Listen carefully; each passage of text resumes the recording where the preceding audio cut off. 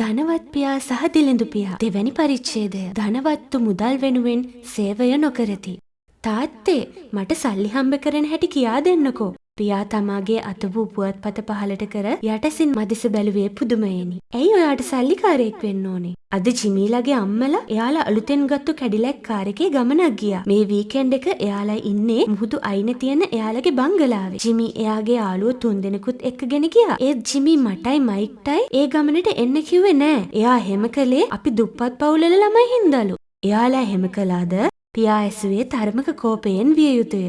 ඔව් මා ඒ කීවේ බොහෝ දුරට දුක්බරවය. සැබවින්ම ජිමී එසේ කිරීම ගැන ඇති වූයේ දරා ගනු බැරි දුකකි. නමුත් මගේ පියා මසිත සැනසෙන්නට තරම් වටිනා පිළිතුරක් නොදිනි. ඒ වෙනුවට ඔහු කිහිප වරක්ම හිසවනා යලිත් උපැස්සියොල නාසය මත නිවැරදිව රඳවා ගත්තේය. යලිත් පුවත්පත ඔහුගේ මුහුණ වැසෙන්නට එසවුනි. මගේ පියා යලිත් පුවත්පත කියවීම ආරම්භ කළේය. බොහෝ වේලාවක් යනතුරුම ඔහු මගේ සිත සැනසෙන පිළිතුරක් දෙතැයි මම බලා සිටියෙමි. එහෙත් තවමත් ඔහු මට පිළිතුරක් දුන්නේ නැත. ඒ 1956 වසරේ මා එවිට නව හැවිරිදිය. දෛවයේ සරදමකින් හෝ මට ඉගෙනීම සඳහා යාමට සිදු වූයේ ධනවතුන් තම දරුවන්ව එවන රජයේ පාසලකටය. අප ජීවත් වූයේ සීනි සඳහා උක්වවන නගරයකය. සීනි කම්හලේ කළමනාකරු සහ නගරයේ වෛද්‍යවරුන් මෙන්ම ව්‍යාපාරිකයන් වැනි බලපෑම් කළ හැකි පුද්ගලයන් තම දරුවන්ව අධ්‍යාපනය ලැබීමට එව්වේද මා උගත් පාසලටමය. පළමුවෙනි ශ්‍රේණියේ සිට 6 වෙනි ශ්‍රේණිය දක්වා නගරයේ දුප්පත් පොහොසත් භේදයකින් තොරව සියලු ළමුන් මෙම විදුහලෙන් ඉගෙනුම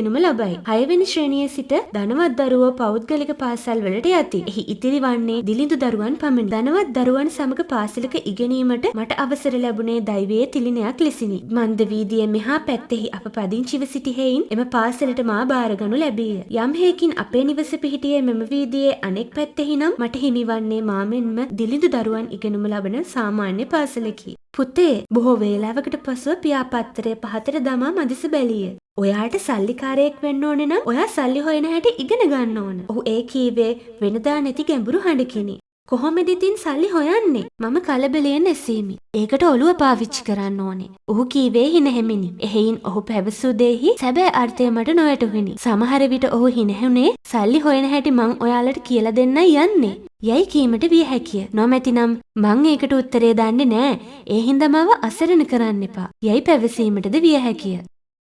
හවුලක් පිහිවීම. පසුදින පාසලේදී මගේ පියා කී දේ මගේ හොඳම මිතුරා වන මයික්ට කීවෙමි. ඒ සියලු දේ ඔහුට කීමට මට වඩාත්ම පහසු වූයේ පාසලේ සිටින දුප්පත්ම සිසුන් දෙදෙනා අපවීමෙනි. ඔහුද මා මෙන්ම දෛවයේ අනුහසින් එම පාසලේ ඉගෙනුම ලැබීමට පැමිණියේකි. කවරක හෝ පාසල් දිස්ත්‍රික්කයේ සීමා ඉර ලකුණු කරද්දී අප දෙදෙනා අයිතිව තිබුණේ ධනවත් දරුවන්ගේ ගොන්නට. සැබවින්ම අප දෙදෙනා අප සිතූ තරමින්ම දුප්පත් නොවේ. එහෙත් අපේ පන්තියේ සිසු ළමුන්ට හිමි අලුත් පැසිපන් අත්තාවරණ අලුත් බයිසිකල් ඇතුළුව සියලුම අලුත් දේ ඉදිරියේ අපේ දිලිඳුකම කැපී පෙනුනි. කෑම බීම ඉදුම් හිටුම් සහ ඇඳුම් පැළඳුම් ආදී මූලික අවශ්‍යතාවයන් අම්මා තාත්තාත් විසින් සපයනු ලැබීය. එහෙත් පන්තියේ සිසු ළමුන්ට හිමි දේවල් අතර අපට හිමි දේ ගණන් නොගත යුතු තරම්ය. ඔයාලට මොනවා හරි ඕනේ නම් ඒ වෙනුවෙන් වැඩ කරන්න ඕන.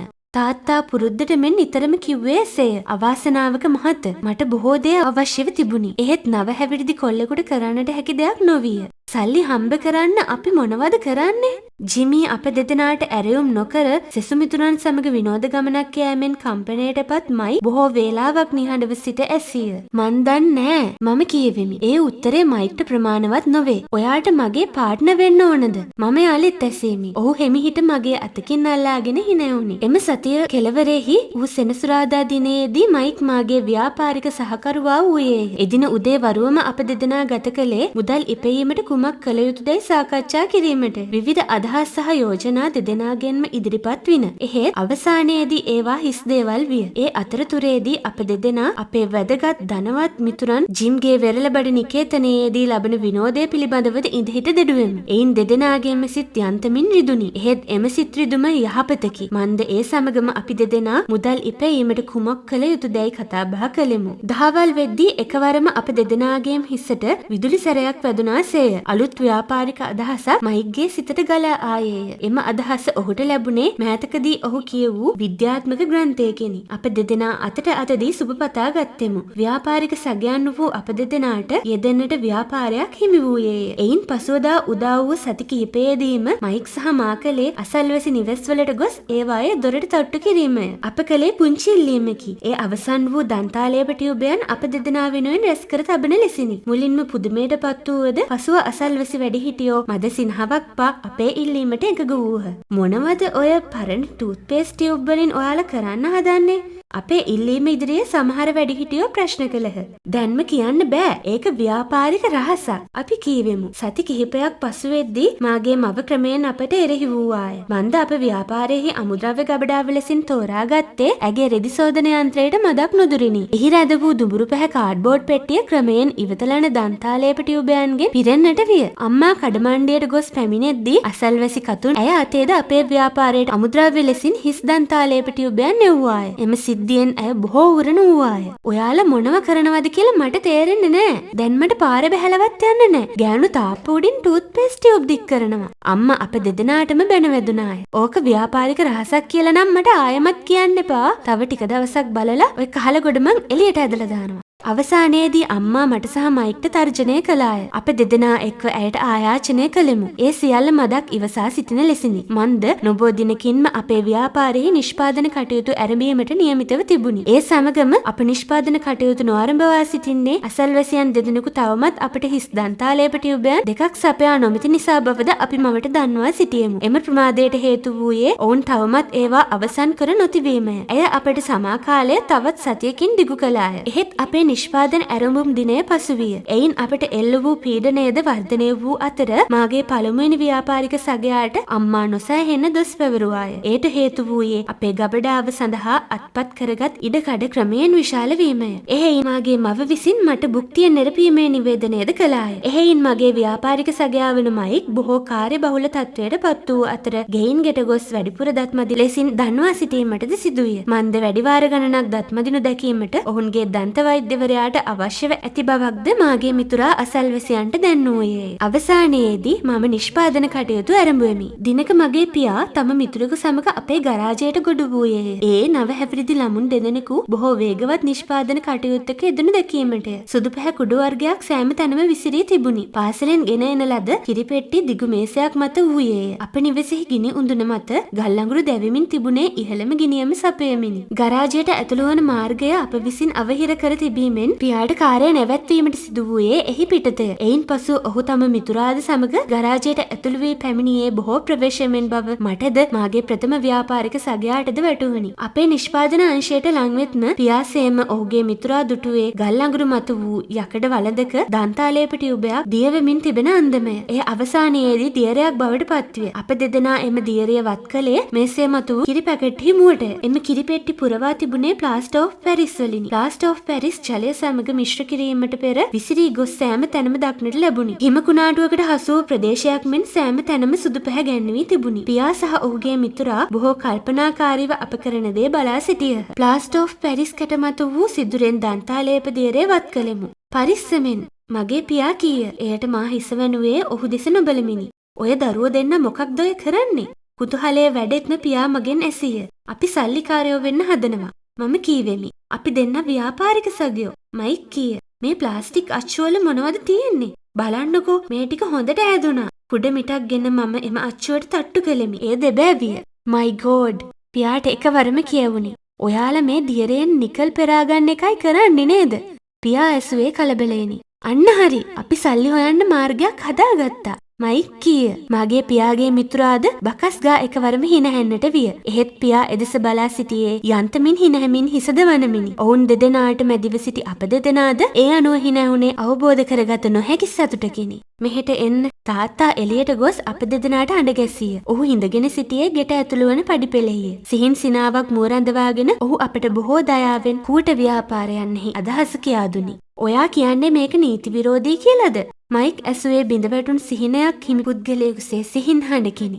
ඒ සිද්ධිය අත්හැරලා දාන්න. දැන් මෙයාලට කියා දෙන්න ස්වභාවික දක්ෂතාවයක් දියුණු කරගන්න හැටි. පියාගේ මිතුරා කීය. පියා මිතුරා දෙස බැලුවේ ප්‍රසන්නවය. ඇත්තටම ඔයාලා කලේ නීති විරෝධී වැඩක්. ඒත් ඔයාලට ඒකෙන් නැවුම් අදහස් ඇති බවයි ඔයාලගේ නිර්මාණාත්මක බවයි ඔප්පු කරලා පෙන්නුවා. ඒක හොඳ දෙයක්. මට ඔය දෙන්න ගැන ආඩම්බරයි. තාත්තා එසේ කීවද මයික් සහ මගේ සියලු අපේක්ෂාවන් බිඳවැටුනි. අප දෙදෙනා පඩිය මතට වී විනාඩි 20ක් පමණ කිසිත් නොදොඩාම ඔහේ බලා සිටියෙමු. අවසානයේදී බොහෝ නිහඬවම අපේ නිෂ්පාදනාගාරය අස් කළෙමු. ව්‍යාපාරයේ ආරම්භක දිනයේදීම බිඳවැටුනි. පොළව අතුගාමින් සිටියේදී මම මයික් දෙස බැලීමි.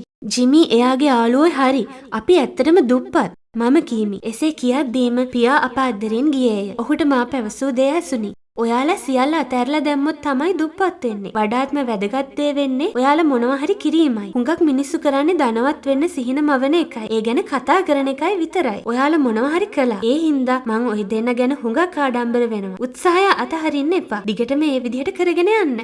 මයික් සහ මම නිහඬව පියා කී දෙයට සවන් දුනිමු. ඒ වදන් සියල්ලක්ම අපව දිරිමත් කරවන සුළුය. එහෙත් ඉදිරියේදී කළ යුතු දෙයක් අපි නොදනිමු.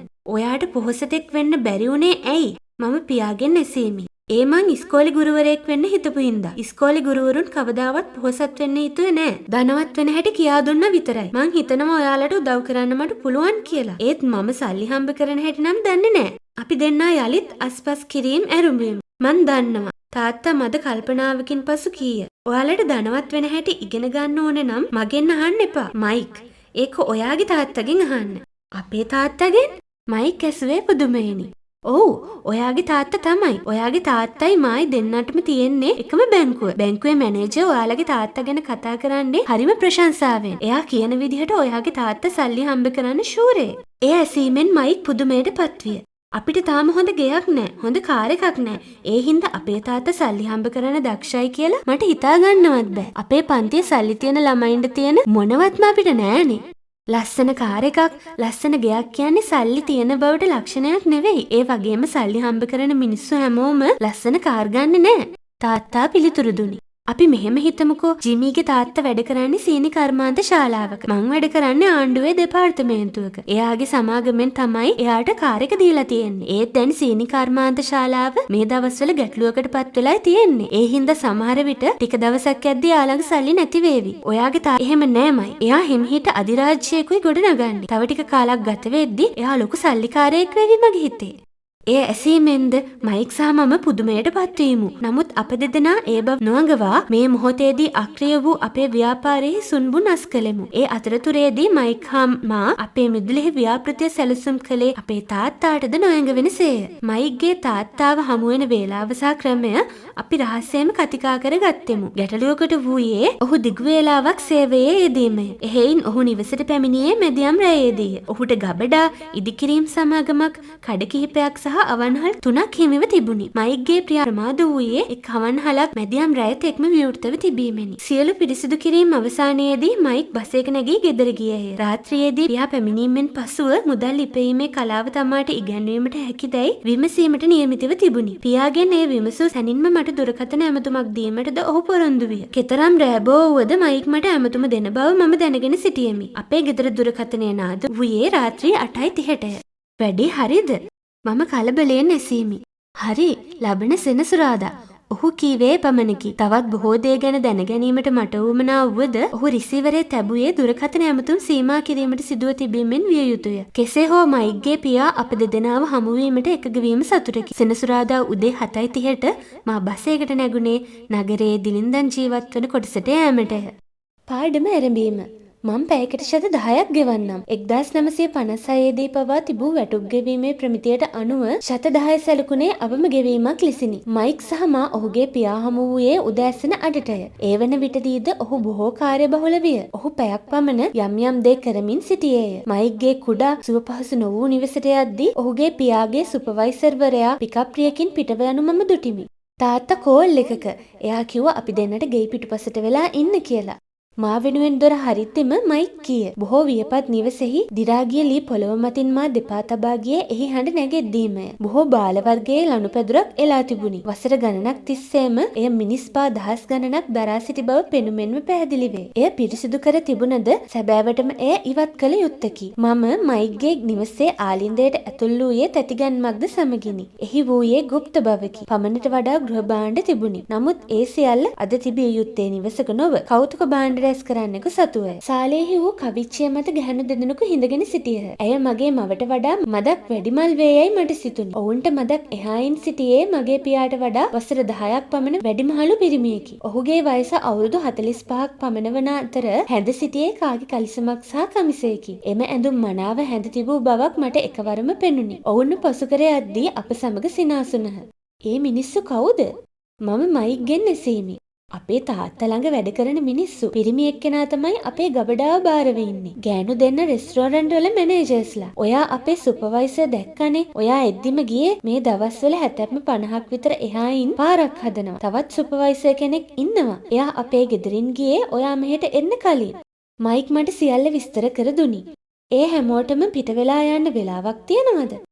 එහෙමමත් නෑ. ඒත් හුඟක් වෙලාවට දවල් වෙන්න කලින් වැඩ කරන තැන්වලට යනවා. මයික් කීවේ පුටුවක් ඇද මගේ අද්දරින් හිඳගනිමි.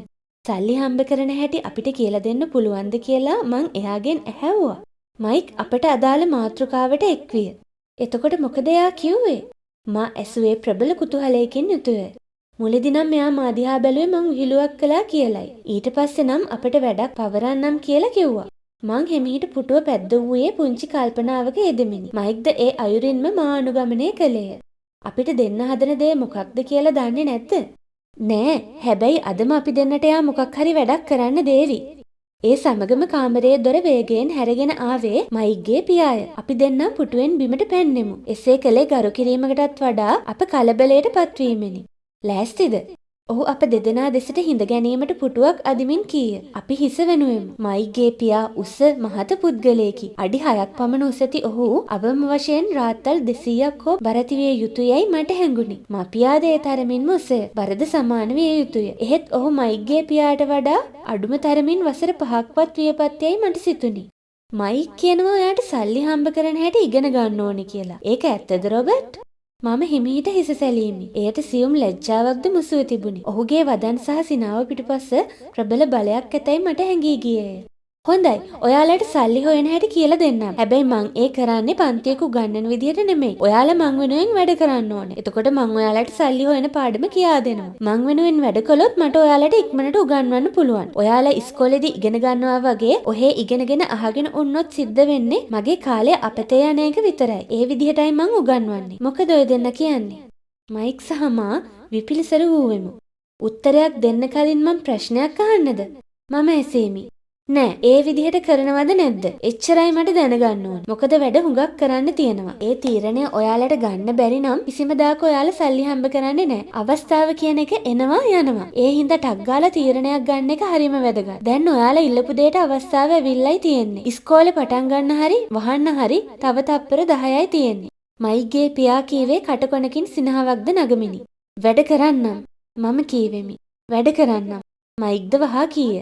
බොහොම හොඳයි. තව විනාඩි 10කින් මාටින් මහත්මිය මෙහෙට එනවා. මං එයත් එක්ක කතා බහ කළාට පස්සේ එයා යනවා මගේ කඩේට. ඔය දෙන්නත් එයත් එක්කම ගිහින් වැඩ කරන්න. ඔයාලා හැම සෙනසුරාදාවකම පැය 3ක් එහෙ වැඩ කරන්න ඕන. මං පැයකට ශත 10ක් ගාන ගෙවනවා. අද මට සොෆ්ට් බෝල් තරගයක් තියෙනවා. මම බොහොම බය අඩු හඬකින් කීමි. සල්ලි හම්බ කරනවද නැද්ද? එච්චරයි. ඔහු කීවේ බොහෝ ස්ථිර හඬිනි. මං ඒක කරන්නම්. මම කීවෙමි. සෙල්ලම් කිරීම වෙනුවට වැඩ කරමින් ඉගෙන ගැනීම තෝරා ගතිමි. දෙවන පරිච්ඡේදයේ මේ ළඟ කොටස සමගින් යලිත් හමු යමු.